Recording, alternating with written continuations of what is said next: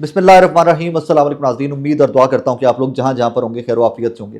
नाज़रीन, वैसे तो मुझे ये बताने की ज़रूरत नहीं है कि पाकिस्तान में जर्नलिज़्म किस कदर मुश्किल हो चुका हुआ है और जर्नलिस्ट कौन कौन से मसाइल से हर दिन गुजरते हैं, यहाँ पर कैसे चैलेंजेस हम लोग फेस करते हैं। लेकिन कुछ चैलेंजेस या कुछ लोगों के चैलेंजेस इतने बड़े होते हैं कि सोचना भी मुश्किल हो जाता है, बंदा रुक जाता है कि यार व्हाट, इससे आगे क्या हो सकता है। एक ऐसी ही स्टोरी या एक ऐसी ही एक सैड स्टोरी आफ्ताब इकबाल साहब को लेकर है, उसके ऊपर थोड़ी सी डिटेल में बात करते हैं। और सेकेंडली मुज़ाकरात जो हुकूमत और अपोजिशन के माबैन स्टार्ट हुए हैं, उन मुज़ाकरात में आज क्या क्या होता रहा और किस कदर उम्मीद की किरण बाकी है कि इन मुज़ाकरात से कुछ हासिल भी कर लिया जाएगा, उसके ऊपर बात करते हैं। आफ्ताब इकबाल साहब से स्टार्ट करते हैं। वी ऑल नो दैट कि आफ्ताब इकबाल साहब एक बहुत बड़ा नाम है जर्नलिज्म का, एक अपना जॉनरे उनका, उसके अंदर उन्होंने जिस तरह के शोज़ किए, जितना लंबा उनका करियर है, और फिर कैसे वो रिजीम चेंज के बाद हिट लिस्ट पे थे। हिट लिस्ट एज इन कि उनके ऊपर केसेस भी होते रहे, काफ़ी तंग किया गया आफ्ताब इकबाल साहब को। इवेंचुअली वो पाकिस्तान छोड़ के दुबई शिफ्ट हो गए हुए थे, वहीं से अपना काम कर रहे थे। टेलीविजन चैनल पे तो किसी पे काम कर नहीं रहे थे आफ्ताब साहब, तो वो ज़्यादा डिजिटली एक्टिव थे, यूट्यूब पे, फेसबुक पे उनका काम ज़्यादा आ रहा था। अभी रिसेंटली आफ्ताब इकबाल साहब की कुछ वीडियोस लंदन से भी आई, कुछ उनके जो व्यूअर थे उनकी वीडियोस भी आई, और कुछ उनके शोज़ की वीडियोस जो हैं वो भी आई। तो आफ्ताब इकबाल साहब कुछ दिनों से, कुछ हफ्तों से लंदन में मुकीम थे, अपनी फैमिली के साथ भी और अपनी टीम के साथ भी। तो लंदन से शोज़ थे उनके, और दो सोर्सेज ऑफ इंफॉर्मेशन है, मैं दोनों कोट कर देता हूँ। एक उनके भाई का सोर्स ऑफ इंफॉर्मेशन है कि जिन्होंने इंफॉर्मेशन दी है हम सबको या पब्लिक की है, और एक उनका फैमिली का एक और सोर्स है, मैं ऑब्वियसली वो कोट नहीं करना चाहूँगा, मेरी फ़ोन पे उनसे भी बात हुई है।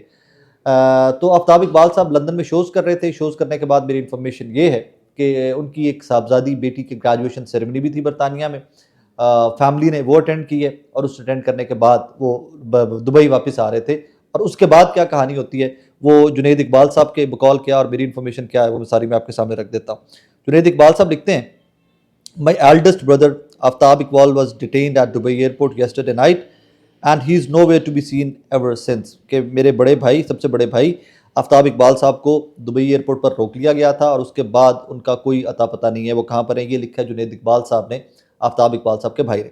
उसके बाद मेरी बात हुई है फैमिली के कुछ और लोगों से फ़ोन पे, तो मुझे वहाँ से भी कंफर्म किया गया कि हम लोकेट करने की कोशिश कर रहे हैं कि आफ्ताब इकबाल साहब कहाँ पर हैं। कहानी ये है कि आफ्ताब इकबाल साहब अपनी बेगम साहिबा के साथ ट्रैवल कर रहे थे। तो जब वो दुबई एयरपोर्ट पर पहुंचे हैं तो बेगम को इमिग्रेशन से क्लियर कर दिया गया कि आप गुजर जाइए, वो जो इमिग्रेशन काउंटर होता है आप वो क्रॉस कर जाइए।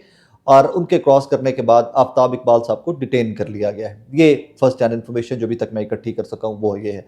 उसके बाद से अभी तक दुबई अथॉरिटीज़ से ऑब्वियसली आफ्ताब इकबाल साहब की फैमिली, उनके दोस्त अहबाब, दुबई में एक अच्छा सर्कल है उनका, अच्छा खासा दोस्त अहबाब हैं, वो तमाम लोग आफ्ताब इकबाल साहब के बारे में इंफॉर्मेशन इकट्ठी करने की कोशिश कर रहे हैं। लेकिन एज ऑफ नाउ कोई भी अपडेट उनका नहीं है। फैमिली के बकौल के अभी तक हमारे पास कोई अपडेट नहीं है कि क्या हुआ क्या नहीं हुआ। अब इससे आगे बढ़िए तो थोड़ी सी एक माजी की भी एक कहानी है। एक सहाफ़ी इससे पहले भी दुबई में था, और फिर वो भी दुबई छोड़कर उनको जाना पड़ा, और उनका नाम है अरशद शरीफ शहीद। वैसे तो हम सहाफ़ी बहुत सारे, जो मुश्किल टाइम आता है तो पाकिस्तान से छोड़ के पूरी दुनिया में होता है। जूलियन असांज से स्टार्ट कर लीजिए, और डॉक्टर मुईज़ पीरज़ादा और मुईद पीरज़ादा, साबिर शाकिर साहब, बहुत सारे लोग हैं जो हालात वाक़यात जब बदलते हैं, उनके लिए मुश्किल हालात होते हैं, तो अपने मुल्क से छोड़कर नकल मकानी करते हैं, किसी और मुल्क में जाकर पनाह लेते हैं और वहाँ से बैठ कर काम करते हैं। आफ्ताब इकबाल साहब भी दुबई में काम कर रहे थे। अब अल्लाह करे कि खैर की खबरें आएँ, लेकिन अभी तक की खबरें जो हैं वो मुतसाद हैं। आई एम श्योर, या मेरे मुझे like I have this hunch, मुझे ये फीलिंग है कि इवेंचुअली आफ्ताब इकबाल साहब जब सर्फेस करेंगे, जब नेक्स्ट इत्तलात उनकी आएंगी, तो हो सकता है पाकिस्तान के अंदर से आएँ, क्योंकि केसेस कुछ उनके यहाँ पर भी चल रहे थे। और आफ्ताब इकबाल साहब बड़े क्रिटिक रहे हैं, बहुत तनकीद करते थे वो मौजूदा रजीम के ऊपर और इस सारे निज़ाम के ऊपर। तो मुमकिनात में से कि अब आफ्ताब इकबाल साहब पाकिस्तान में सरफेस करें और यहाँ से कोई खबरें आएँ कि किसी अदालत में पेश किया गया या कुछ। लेकिन जो भी करे अल्लाह पाक खैर खैर रखे, और जो भी अथॉरिटीज़ करें दुबई की, पाकिस्तान की, तो प्रोड्यूस किया जाना चाहिए। अगर कोई कानूनी कार्रवाई है तो वो अदालत में उनको प्रोड्यूस करके फर्दर प्रोसीड किया जाना चाहिए। ये तो थी आफ्ताब इकबाल साहब को लेकर ज़रा तशवीशनाक सी खबर। आई होप एंड प्रे, मेरी दुआएं उनकी फैमिली के साथ और उनके साथ हैं। आई होप एंड प्रे कि अल्लाह पाक उनको सलामत रखे, महफूज रखे, और जो कानूनी मामलात हैं वो ऑब्वियसली फिर फेस करने के लिए पेश किया जाना चाहिए। सेकेंडली, हुकूमत की जानिब से मुज़ाकरात में एक सीरियस किस्म की कमेटी बनाई गई थी। आज उस कमेटी का पहला दौर हुआ है, और उस पहले दौर के अंदर अपोजिशन की जानिब से ज़्यादा लोग नहीं थे, लेकिन हुकूमती कमेटी जो थी उनके तमाम तर लोग मौजूद थे। जिसका लुब्बे लुबाब सिर्फ मैं आपके सामने रखूंगा, चंद सतूर मैं आपके सामने पढ़ के रखता हूँ इस खबर की, फिर उसमें से एक लाइन है जिसके ऊपर ज़रा डिटेल में बात करते हैं। इस्लामाबाद, हुकूमत और अपोजिशन की मुज़ाकराती कमेटी का इजलास। हुकूमत जब मुज़ाकरात की बात करती है तो दूसरी तरफ से ट्वीट आ जाता है। इसहाक डार साहब, हम मुत्तफिक हैं, अपनी कोर कमेटी में इस इशू पर तफसीली बात की है। असद कैसर का जवाब, हम इस अमल की मजम्मत करते हैं। असद कैसर का जवाब, हुकूमत और अपोजिशन का मुज़ाकरात जारी रखने पर इत्तफाक। कमेटी का इजलास आइंदा 2 जनवरी को होगा। आइंदा इजलास में अपोजिशन मुतालबात की फहरिस्त पेश करेगी। 2-3 चीज़ें, फहरिस्त पेश करेगी, ट्वीट आ जाता है, हुकूमत बात करती है मुज़ाकरात की, हम इस अमल की मजम्मत करते हैं। सबसे पहले इस अमल की मजम्मत के ऊपर थोड़ी सी डिटेल में बात कर लेते हैं। ट्वीट किसकी जानिब से आता है? Tweet either it comes from PTI official, जो एक डिजिटल मीडिया का प्लेटफॉर्म है पाकिस्तान तहरीक इंसाफ का, और इमरान खान साहब का अपना जो ट्विटर हैंडल है वहाँ से ट्वीट आता है। काफ़ी सख्त ट्वीट आता है, अपने मौक़िफ़ का जो इमरान खान साहब का है उसकी तर्जुमानी करते हुए आता है, अपने नैरेटिव को रिफ्लेक्ट करते हुए आता है। तो असद कैसर साहब ने क्या यहाँ पर इस कमेटी में बैठकर, जहाँ पर सामने इरफान सिद्दीकी साहब बैठे हैं, या सादिक साहब बैठे हैं, इसहाक डार साहब बैठे हैं, एमक्यूएम के अफराद बैठे हैं, सालिक साहब बैठे हैं, वहाँ पर बैठकर क्या इमरान खान साहब के नैरेटिव की नफ़ी की है जब उन्होंने ये फरमाया है कि हम इस अमल की मजम्मत करते हैं? बहुत सारे लोग पाकिस्तान तहरीक इंसाफ के इमरान खान साहब के नैरेटिव का बोझ नहीं उठा सकते। With the time Aahista Aahista Aahista ये चीज़ें एक्सपोज होती गई हैं। यहाँ तक कि फवाद चौधरी साहब, दो कि उनका पाकिस्तान तहरीक इंसाफ से बाज़ाब्ता ताल्लुक नहीं है, लेकिन वो भी कहते हैं कि ट्विटर हैंडल जो है उसको पाकिस्तान लाया जाना चाहिए इमरान खान साहब के। क्या हुकूमत का सबसे बड़ा मसला इस टाइम के ऊपर इमरान खान साहब की ट्वीट्स या इमरान खान साहब का ट्विटर हैंडल है?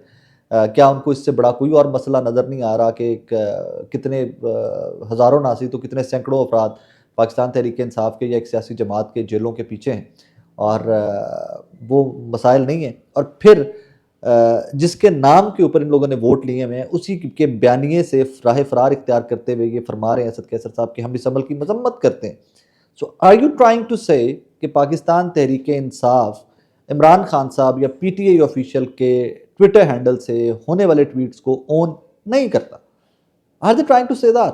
तो ये किस किस्म के मुज़ाकरात हैं कि इवेंचुअली स्टार्ट होने थे मुज़ाकरात सियासी कैदियों की रिहाई के लिए, इमरान खान साहब की रिहाई के लिए, जुडिशल कमीशन के लिए, 26वीं आईनी तरमीम के लिए, ये वो सारे जो मुतालबात थे पाकिस्तान तहरीक इंसाफ के, उनके लिए ये सारे मुतालबात थे, उनके लिए सारे मुज़ाकरात थे, उनके ऊपर तो किसी बंदे ने बात ही नहीं की। मतलब मेरे टॉक शो, मेरे शो के अंदर, बहुत सारे शोज़ के अंदर बैरिस्टर अली ज़फ़र साहब हो जाए, पाकिस्तान तहरीक इंसाफ के बाकी लोग हो जाए, उन्होंने कैटेगोरिकली एक चीज़ कही थी कि यार मुज़ाकरात 2 शराइत के बाद होंगे। पहले सियासी कैदियों की रिहाई, और उसके बाद अगर ये जुडिशल कमीशन बना रहते हैं तो इसके बाद बाज़ाब्ता मुज़ाकरात जो हैं वो आगे चलेंगे। अब इन सारे मामलात के अंदर ना ये दोनों मुतालबात मानेंगे, एक्सक्यूज़ मी, ना ये दोनों मुतालबात मानेंगे तहरीक इंसाफ के, ना कोई सॉफ्टवेयर कॉर्नर दिया गया गवर्नमेंट की जानिब से। हाँ, सिर्फ ये है कि गवर्नमेंट की कमेटी जो थी, जितने अरकान थे वो सीरियस थे, वो सारे के सारे मौके पर पहुंचे हैं। तहरीक इंसाफ के कमेटी का रुकन जो थे, अरकान जो थे, वो आज तमाम नहीं पहुंच सके। 3 साहबजादा हामिद रजा साहब, अल्लामा साहब और असद कैसर साहब नज़र आए हैं। वहाँ पर मेंबरान मिसिंग थे तहरीक इंसाफ की जानिब से। सीरियसनेस का अंदाज़ा यहाँ से लगाया जा सकता है। फिर अगली डेट क्या डाली जाती है? आज 23 दिसंबर है, 2 जनवरी की डेट आगे डाल दी जाती है कि जनाब 2 जनवरी को अगे वेखेंगे उनके की करना है। इस सारे सिनेरियो के अंदर, इस सारी सूरत हाल के अंदर I am unable to understand कि ये मुज़ाकरात की सीरियसनेस का क्या लेवल है और इससे पाकिस्तान तहरीक इंसाफ ने अचीव क्या करना है। उसके साथ एक और तशवीशनाक सी खबर है, ज़रा इसको भी साथ मिलाकर पढ़िए तो आपको सारी सिचुएशन क्लियर होती नज़र आएगी कि चल क्या रहा है। चेयरमैन पीटीआई बैरिस्टर गौहर की अदम हाजिरी, डी चौक में शहीद और लापता कारकुनों के मामले पर समात बगैर किसी कार्रवाई, सेशन अदालत ने 15 जनवरी तक मुलतवी कर दी। पूरे पाकिस्तान में तहरीक इंसाफ के अरकान, तहरीक इंसाफ के वर्कर्स जो हैं, फैमिली मेम्बर्स जो हैं, वो अपने अपने प्यारों को ढूंढते फिर रहे हैं। कोई मिसिंग है, कोई ज़ख्मी है, कोई कहाँ पर है, कोई गिरफ्तार है। बहुत सारे लोगों को आज तक पता नहीं चला कि हमारे प्यारे कहाँ पर है। तहरीक इंसाफ बहुत सारे प्रेशर के बाद, डिजिटल मीडिया की बहुत सारी बहसों के बाद, व्लॉग्स के बाद, टॉक शोज़ में डिस्कशन के बाद फाइनली अदालत पहुंचती है कि जनाब हमारे लोग लापता हैं, या ये शोधा के ऊपर इन्वेस्टिगेशन होनी चाहिए, गोली चलने के ऊपर इन्वेस्टिगेशन होनी चाहिए। कल सिद्दीक जान टुक इट अप। सिद्दीक जान ने यह खबर ब्रेक की कि जनाब कल इस केस की पैरवी बाकायदा तौर के ऊपर नहीं की जाएगी, बहुत बड़े नाम तहरीक इंसाफ के यहाँ पर मौजूद अदालत में नहीं होंगे। और उसके बाद फिर अगली सिद्दीक जान ने खबर दी कि जिस शख्स ने उनको ये खबर दी थी उस शख्स को ढूंढना स्टार्ट कर दिया पाकिस्तान तहरीक इंसाफ ने। होना ये चाहिए था कि इमरान खान साहब जो कहते हैं कि इस इशू को, इस मुद्दे को इंटरनेशनल प्लेटफॉर्म्स तक लेके जाइए, लोगों को बताइए कि क्या हुआ 26 नवंबर को इस्लामाबाद के अंदर, उस केस को, जो सबसे अहम तरीन नौयत का केस है, अभी कल एक जनाजा उठा है, मलिक इदरीस साहब गालिबन उनका नाम था, उनको गोलियां लगी हुई थी, वो कल दुनिया से चले जाते हैं। ये जख्म डेली तहरीक इंसाफ एक सियासी जमात के जिस्म के ऊपर एक नया जख्म आता है। At the same time barrister Gohar साहब गायब रहते हैं, तहरीक इंसाफ की लीडरशिप गायब रहती है। मैं कमेंट्री कर सकता हूँ सियासी हालात वाक़यात के ऊपर, कौन अच्छा कौन बुरा ये मेरा काम नहीं है, लेकिन इसको नेग्लिजेंस कहिएगा, आप इसको डिलिबरेट कहिएगा या जानबूझकर कहिएगा, तो फिर आप डॉट्स कनेक्ट करें तो वो पंजाबी में कहते हैं अखा दा पूजन है। सिर्फ मतलब ये सिर्फ दिखाने की हद तक है, ऑप्टिक्स की हद तक है कि मुज़ाकरात भी ऑप्टिक्स की हद तक हैं, और उसके बाद ये पिटिशन्स फाइल करना, अदालतों में जाना, ये भी दिखाने की हद तक है। बैरिस्टर गौहर साहब की अदम दस्तयाबी, बैरिस्टर गौहर साहब का वहाँ पर ना पहुँचना, क्योंकि वो तो मुज़ाकराती टीम का हिस्सा भी नहीं थे, कोई आज सच कोई इतना बड़ा कमिटमेंट नहीं था कि उसको छोड़कर बैरिस्टर गौहर जो है अपने कारकुनान की जानें, अपने कारकुनान के लापता होना, ज़ख्मी होना, उन तमाम मामलात को छोड़कर बैरिस्टर गौहर गायब है। ये सवाल बैरिस्टर गौहर नहीं, ये मौजूदा तहरीक इंसाफ की दस्तयाब लीडरशिप से ये सवाल किया जाना चाहिए, और इसके ऊपर फर्दर क्या कहा जा सकता है। खैर, अल्लाह पाक करे जो भी हो इस मुल्क और इस कौम के लिए बहुत बेहतर हो। अपना बहुत सारा ख्याल रखिएगा, दुआ में याद रखिएगा।